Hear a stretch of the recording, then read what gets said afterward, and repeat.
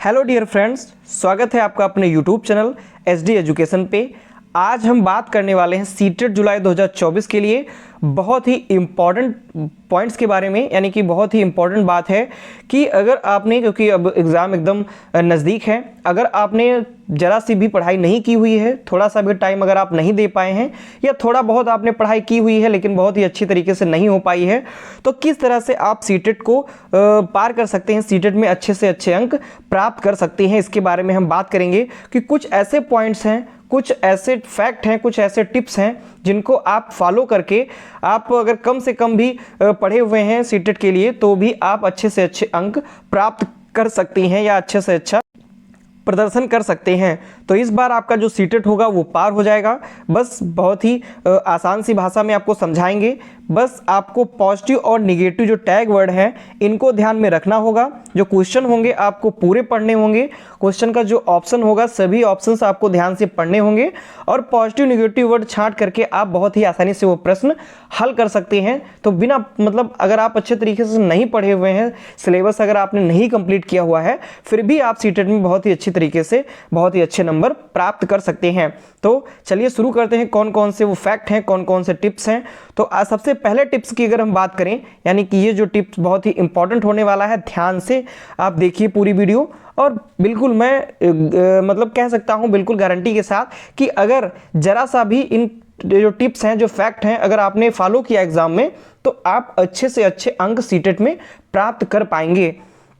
तो सबसे पहले पॉइंट की बात करें तो बड़ा आंसर चुने लेकिन आंसर पॉजिटिव हो। यानी कि अगर ऐसा कोई क्वेश्चन है जिसमें 4 ऑप्शन दिए हुए हैं, 3 ऑप्शन आपको छोटे लग रहे हैं और एक जो ऑप्शन है वह बड़ा ऑप्शन लग रहा है, यानी कि कम से कम 2 से 3 लाइन में अगर वो आंसर है, तो आप अगर वो क्वेश्चन नहीं जानते हैं, ध्यान रखिएगा, अगर आपको क्वेश्चन बिल्कुल नहीं आता है तब, यानी अगर आपको आंसर आता है तब तो आप अपने हिसाब से चूज कीजिएगा।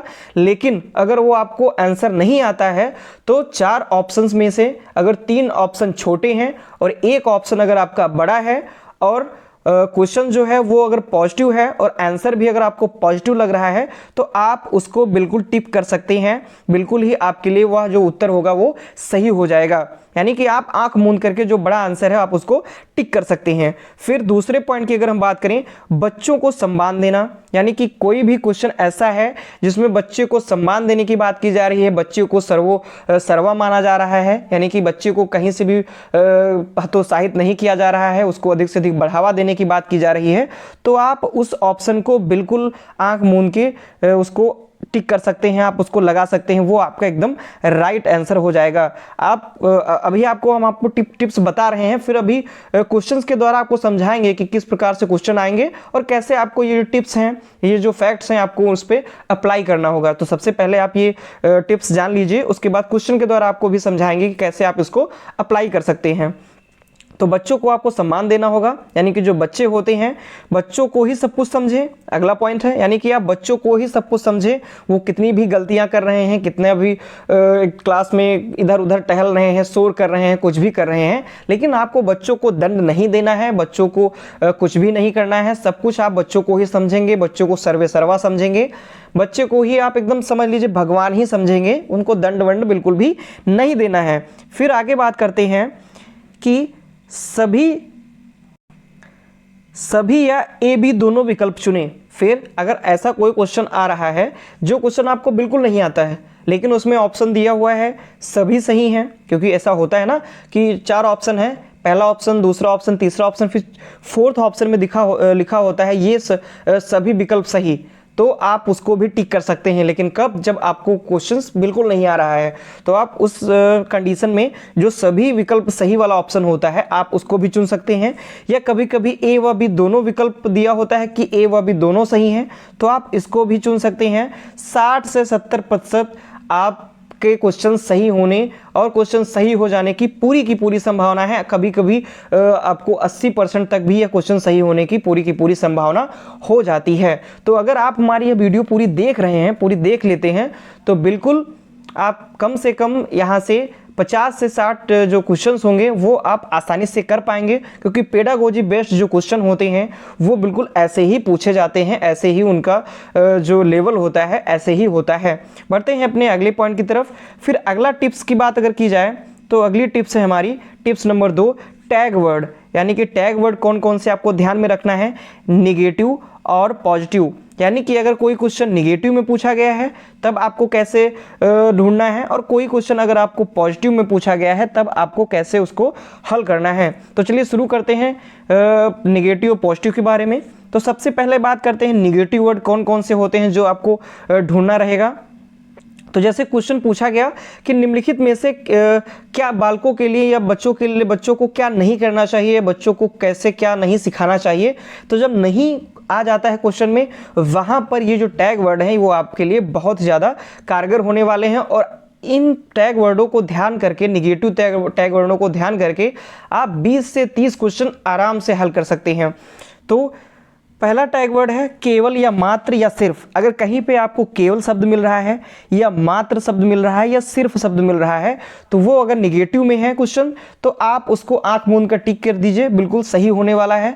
क्योंकि केवल और मात्र और जो सिर्फ है यह निगेटिव होता है, यह नकारात्मकता की ओर ले जाता है। फिर रटना, याद करना और कंठस्थ करना। यानी कि बच्चों को रटाना बिल्कुल नहीं है, याद नहीं कराना है, बच्चों को कंठस्थ नहीं कराना है। तो ये भी अगर पॉइंट में आपको दिख रहा है, कब, जब क्वेश्चन निगेटिव में है, अभी हम आपको क्वेश्चन करवा के भी बताएंगे। तो रटना, याद करना और कंठस्थ करना अगर ये भी दिख रहा है तो भी आप उस क्वेश्चन को सही कर सकते हैं। फिर बच्चों को दंड नहीं देना है, सजा नहीं देना है, बच्चों को समस्या नहीं समझना है, बच्चों को बोझ नहीं समझना है, और जो कुछ उसको पढ़ाया जाता है, बच्चों को पढ़ाया जाता है, वो उनको बोझ नहीं लगना चाहिए। इसीलिए अगर यह कोई ऑप्शन भी अगर आपको दिख रहा है तो भी आप उसको टिक कर सकते हैं। फिर हतोत्साहित, निष्क्रिय या रोजगार। आपको बच्चों को किसी प्रकार से हतोत्साहित नहीं करना है, बच्चों को निष्क्रिय नहीं करना है। यानी कि बच्चे को ही सब कुछ सर्वोसर्वा मानना ही मानना है। बच्चे को किसी भी प्रकार का दंड, सजा, उसको रटाना, उसको कंठस्थ करना, ये सब बिल्कुल भी नहीं करना है। फिर अगले पॉइंट की बात करते हैं, वैज्ञानिक शब्दावली, व्याकरण और सीमित जो होता है इन टैग वर्डों को भी आप ध्यान रखिए, क्योंकि अगर ये कहीं पर भी आते हैं तो वो भी निगेटिव में ही जाएंगे। फिर पुस्तकीय केंद्रित या शिक्षक केंद्रित। अगर कहीं पर, क्योंकि जो वर्तमान शिक्षा प्रणाली है वो बालक केंद्रित है, बालक को केंद्र में रख करके ही शिक्षा ग्रहण की जाती है, शिक्षा प्रदान की जाती है। तो इसके अलावा अगर आपको पुस्तकीय केंद्रित या शिक्षक केंद्रित कहीं पर भी मिलता है तो यह भी निगेटिव होता है, क्योंकि जो शिक्षा है वह बाल केंद्रित होनी चाहिए। तो शिक्षक केंद्रित भी होगा तो भी गलत है, और पुस्तकीय केंद्रित है तो भी गलत है। तो इन वर्डों को ध्यान में रख करके भी आप क्वेश्चन सही कर पाएंगे। फिर अगली बात करते हैं लैंगिक असमानता। यानी कि आपको लैंगिक असमानता नहीं करनी है, लैंगिक भेदभाव नहीं करना है, लड़के और लड़कियों में कोई भेदभाव नहीं करना है। ऐसा नहीं है कि जो लड़के हैं वो जल्दी सीखते हैं, जो लड़कियां हैं वो जल्दी से नहीं सीखती हैं, वो देर से सीखती हैं, ऐसा कुछ भी नहीं करना है।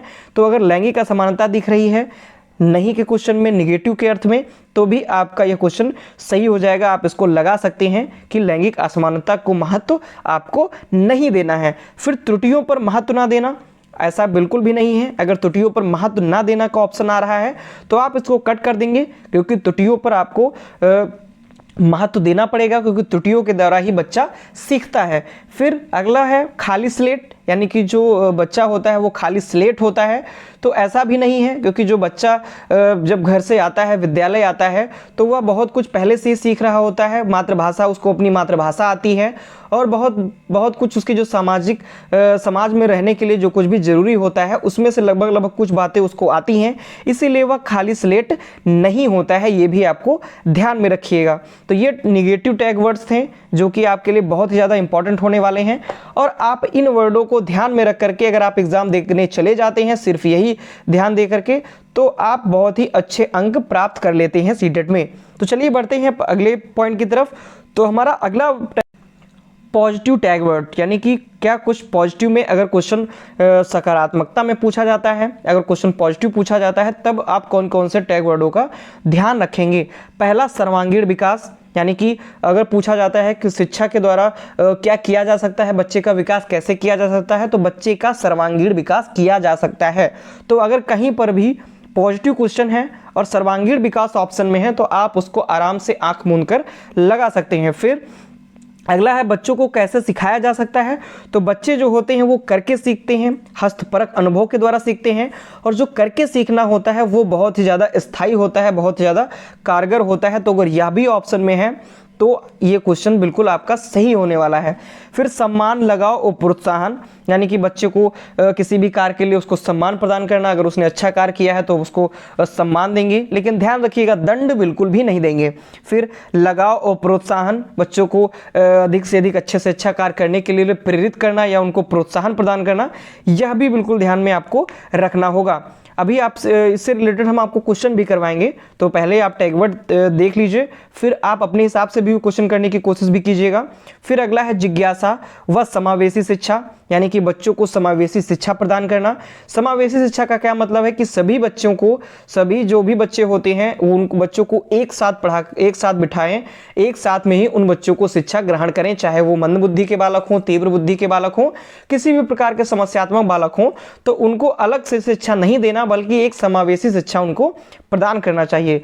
फिर अगला है श्रव्य दृश्य सामग्री, यानी कि दृश्य श्रव्य जो सामग्री होती है इसके द्वारा जो अधिगम होता है वो बहुत ही ज़्यादा उम्दा होता है, बहुत ही ज़्यादा प्रभावी होता है, और जो सीखना होता है वो बहुत ही ज़्यादा आसान हो जाता है, और एक लंबे अवधि तक, एक लंबे समय तक बच्चों के मनोस्मृति तक, बच्चों के मन में, बच्चों के दिमाग में जो भी वर्ड होता है वह अधिक समय तक उपस्थित रहता है। तो अगर दृश्य श्रव्य सामग्री कहीं पर भी दिखे और पॉजिटिव क्वेश्चन है तो बिल्कुल आप आंख मूंद करके इसको लगा सकते हैं। फिर संसाधन, विभिन्न संदर्भों में भाषा का प्रयोग, ये तो बहुत ही ज़्यादा पूछा जाता है, विभिन्न संदर्भों में भाषा का प्रयोग।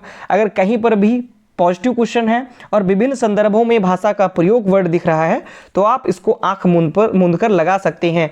फिर अगला है गतिविधियों पर आधारित, यानी कि जैसे कि विज्ञान शिक्षण जो होता है वो गतिविधियों पर या प्रयोगों पर आधारित होता है, तो गतिविधियों पर आधारित अगर ऑप्शन कहीं पर भी आपको दिख रहा है तो आप उसको सही कर सकते हैं, आप उसको सही टिक लगा सकते हैं। फिर बाल केंद्रित और व्यवहार कुशलता, जैसे कि वर्तमान समय जो है, वर्तमान जो शिक्षण प्रणाली है वो कैसी है, तो ऑप्शन आपको दिखेगा शिक्षक केंद्रित है, पुस्तक केंद्रित है, बाल केंद्रित है या इनमें से कोई नहीं। तो वर्तमान शिक्षा प्रणाली है वह बाल केंद्रित है, तो इस प्रकार से भी आप क्वेश्चन सही कर सकते हैं। फिर आगे अगर हम बात करें वास्तविक जीवन से जोड़ना, यानी कि जो भी शिक्षण अधिगम किया जा रहा है, बच्चों को सिखाया जा रहा है, तो उसका जो कक्षा कक्षीय शिक्षण है, कक्षा कक्षीय जो अधिगम है, तो उसको ऐसा अधिगम कराएं जो उसके वास्तविक जीवन से जुड़ा हो, उसके विद्यालय से बाहरी जीवन से उसको जोड़ करके पढ़ाना चाहिए। तो ये भी आपका बहुत ही पॉजिटिव है। कई बार ये पूछा गया है, खास कर ये एनसीएफ 2005 में इसका काफ़ी ज़्यादा महत्व है। एनसीएफ में बताया भी गया है कि विद्यार्थी को ऐसी शिक्षा प्रदान की जानी चाहिए जो उसकी स्कूली वातावरण से बाहर का जो वातावरण है उससे जुड़ करके हो। तो इस प्रकार से यह भी बहुत ज़्यादा इम्पॉर्टेंट हो जाता है।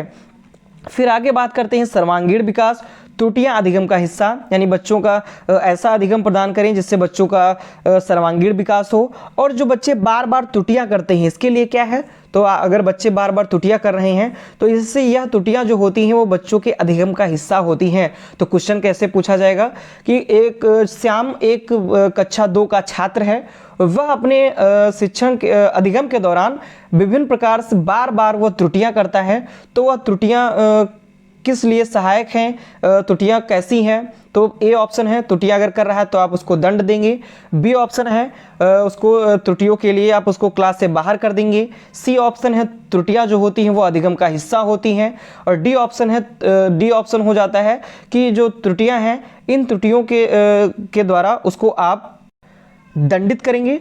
तो दंडित तो करना ही नहीं है, तो जो ऑप्शन होगा आपका सी, त्रुटियां अधिगम का हिस्सा हैं, तो ये बिल्कुल ही सही हो जाएगा, क्योंकि त्रुटियों के द्वारा ही जो बालक होता है वह सीखता है, बार बार वो त्रुटियां करेगा, बार बार कार्य को दोहराएगा, फिर धीरे धीरे करके वो सीखेगा, धीरे धीरे करके वो अधिगम करेगा। तो ये थे हमारे पॉजिटिव और निगेटिव कुछ टैग वर्ड्स जिनको आप ध्यान में रख करके बहुत ही अच्छे अंक जो है आप सीटेट में प्राप्त कर सकते हैं। बिल्कुल ये कोई कहने की बात नहीं है, अगर बहुत ही अच्छे तरीके से आप इनको ध्यान में रख लेते हैं और सीटेट में अगर आप जा करके बैठते हैं, क्वेश्चंस देखते हैं, और एक बात, क्वेश्चन जब भी आप पढ़िए तो क्वेश्चन तो पूरा पढ़िए, साथ में ऑप्शन आपके जो चारों दिए हों तो चारों ऑप्शंस आप जरूर पढ़िए। ऐसा नहीं है कि आप पहला ऑप्शन पढ़िए या दूसरा ऑप्शन पढ़िए, आपको लगा कि हाँ दूसरा ऑप्शन ही सही है तो आप उसको टिक कर दे रहे हैं, नहीं, बिल्कुल नहीं, आपको चारों ऑप्शन पढ़ने हैं। क्योंकि सीटेट में क्या होता है कि सारे ऑप्शंस आपको एक जैसे लगते हैं, तो क्या आपका फोर्थ ऑप्शन सही हो, तो इसीलिए आप चारों ऑप्शंस जरूर पढ़ें।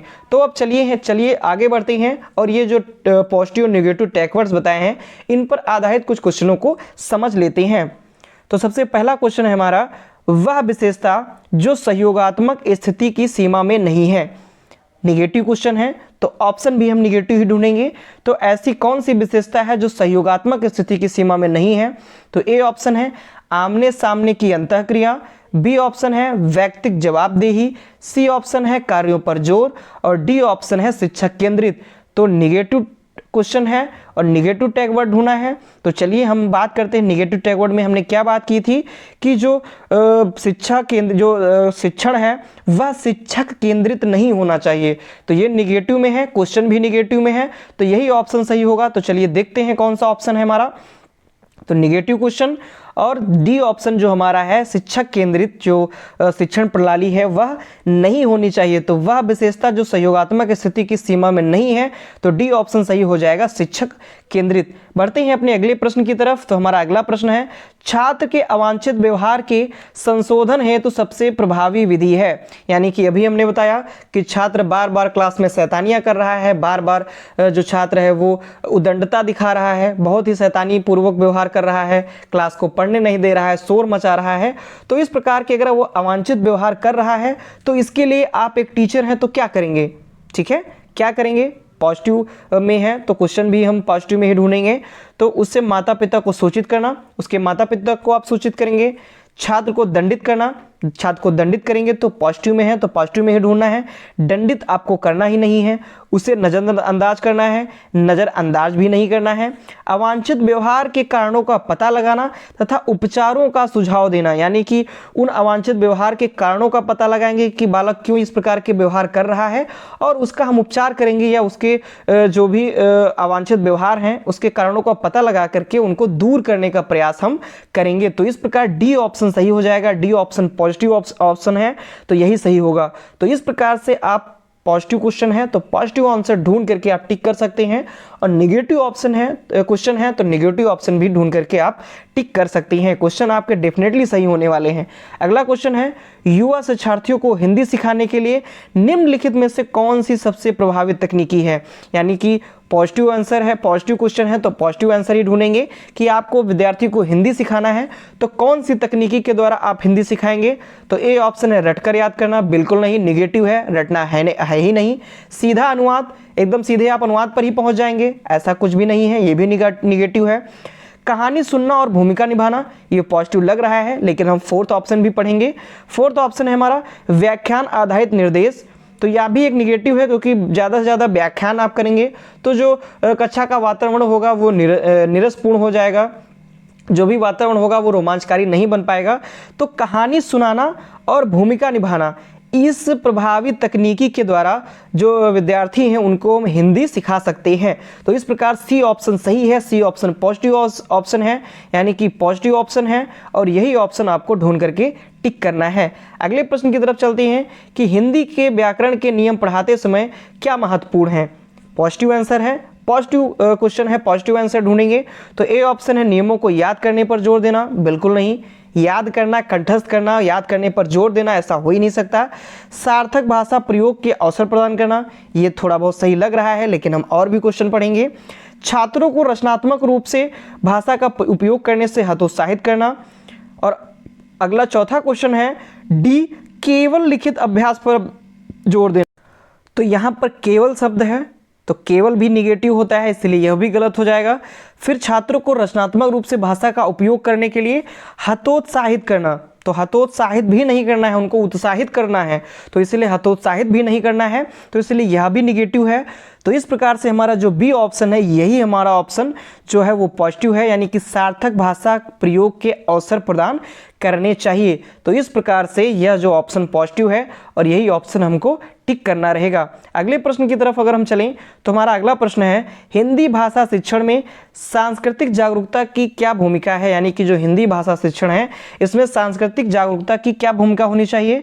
तो ए ऑप्शन है हमारा भाषा सीखने के लिए अप्रासंगिक है, बी ऑप्शन है यह छात्रों को विविधता और भाषा संदर्भ की सराहना करने में मदद करता है। सी ऑप्शन है यह सीखने की प्रक्रिया को जटिल बनाता है। जटिल है तो निगेटिव आंसर। यह भाषा के प्रदर्शन को सीमित करना ही नहीं है, यह भी निगेटिव है। अप्रासंगिक वर्ड है, यह भी निगेटिव है, इसीलिए बी ऑप्शन हमारा सही हो जाएगा। इस प्रकार कैसे आप थोड़ा सा भी ध्यान करके आप क्वेश्चन सही पर सही करते चले जाएंगे और आपको अच्छे से अच्छे अंक प्राप्त होंगे सीटेट में।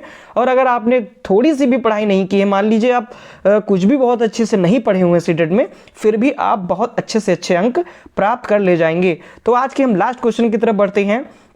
तो हमारा लास्ट क्वेश्चन है, प्राथमिक कक्षाओं में पर्यावरण अध्ययन पढ़ाने के लिए सबसे प्रभावी विधि कौन सी है? यानी कि जो प्रभावी पर्यावरण है प्राथमिक कक्षाओं में, उसको पढ़ाने के लिए सबसे अच्छी विधि कौन सी हो सकती है? ए ऑप्शन व्याख्यान विधि। व्याख्या करना ही नहीं है प्राथमिक कक्षाओं में, क्योंकि व्याख्यान विधि होती है, यह उच्चतर कक्षाओं के लिए है। रटने की विधि, रटवाना है ही नहीं, रटने से कोई मतलब ही नहीं है, बच्चों को रटवाना है ही नहीं। सी ऑप्शन है गतिविधि आधारित शिक्षा। बिल्कुल पॉजिटिव लग रहा है, लेकिन हम फोर्थ ऑप्शन भी पढ़ेंगे। और डी ऑप्शन है तानात्मक विधि। ऐसी कोई विधि भी नहीं है तानात्मक विधि, तो इसीलिए यह भी गलत है। तो इस प्रकार से जो गतिविधि आधारित शिक्षा है यह पॉजिटिव आंसर है और यही आंसर हमारा सही हो जाएगा। तो इस प्रकार से हमने आज के इस वीडियो में जाना कि किस प्रकार से आपने अगर थोड़ी सी भी पढ़ाई नहीं की है, अगर थोड़ा सा भी आपको समय नहीं मिला है पढ़ने का सीटेट के लिए, तो अगर आप इन वर्डों को थोड़ा सा देख लेते हैं, थोड़ा सा भी अगर इन वर्डों को अच्छे से पढ़ लेते हैं, तो निगेटिव और पॉजिटिव जो टैग वर्ड्स हैं, तो इनके द्वारा, इस टैग वर्ड्स के द्वारा आप बहुत ही अच्छे से अच्छे अंक प्राप्त कर ले जाएंगे और आपको पूरा का पूरा लाभ मिलेगा इन टैग वर्डों के द्वारा। और क्या करेंगे आप, थोड़े से ही अगर थोड़ा सा भी अगर आप पढ़े होंगे या थोड़ा सा भी नहीं पढ़े होंगे, फिर भी आप बहुत ही अच्छे तरीके से सीटेट इस बार पक्का क्वालिफाई कर लेंगे। बार बार आप एग्ज़ाम दे रहे हैं, आपका नहीं निकल रहा है सीटेट, आप क्वालिफाई नहीं कर पा रहे हैं, लेकिन आपने अगर यह वीडियो शुरू से लेकर अंत तक देख ली, शुरू से लेकर अंत तक इस वीडियो पर बने रहें, तो आप सीटेट इस बार पक्का निकाल लेंगे, ये गारंटी है। अगर आप इस वीडियो को पूरा का पूरा देख लेती हैं और क्वेश्चन उसी हिसाब से आप जा करके परीक्षा में अगर आप बैठते हैं और इसी के अनुसार अगर आप हर क्वेश्चन पे ऐसे ही टैग वर्ड्स ढूंढ करके, नेगेटिव पॉजिटिव ढूंढ करके अगर आप क्वेश्चन सॉल्व करते हैं, तो डेफिनेटली आप अच्छे अंक से पास होने वाले हैं। तो चलिए, ये था हमारा आज का बहुत इंपॉर्टेंट वीडियो। अगर वीडियो आपको पसंद आता है तो प्लीज़ वीडियो को लाइक करें, अपने दोस्तों के साथ वीडियो को अधिक से अधिक शेयर करें और हमारे चैनल को सब्सक्राइब भी करें। धन्यवाद।